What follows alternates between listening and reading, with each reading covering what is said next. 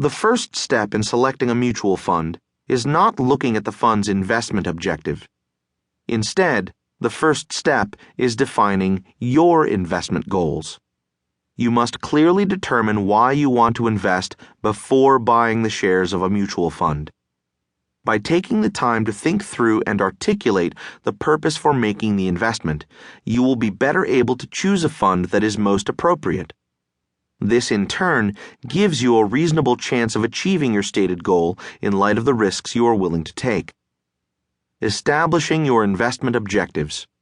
Consider your response to the question, what is your investment objective?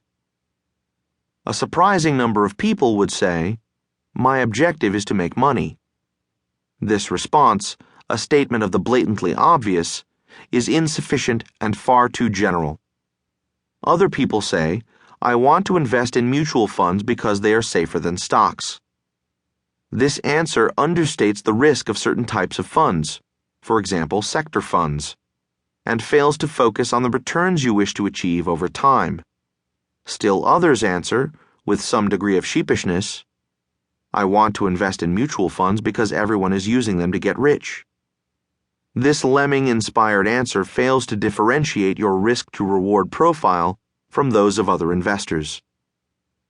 Individuals with virtually the same financial profile may want their money to work for them in very different ways. These are as varied as each person's ambition, lifestyle, and risk tolerance.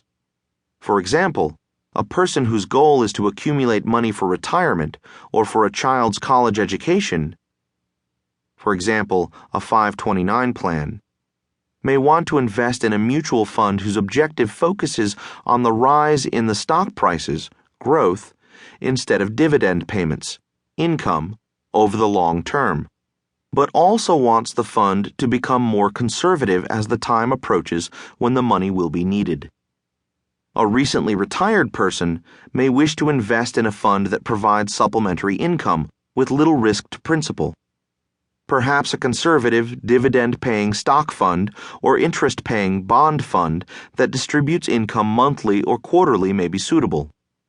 Still, another investor may wish to use mutual funds to enhance the return on his or her risk-free savings account at a bank.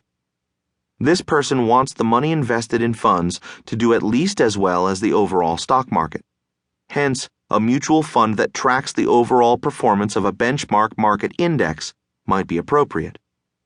Failure to clearly define your goals increases the possibility that you may choose a fund that is less than appropriate for achieving the returns you want.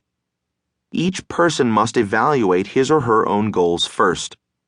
3 key questions must be answered when determining your investment objective. What is the purpose of the investment?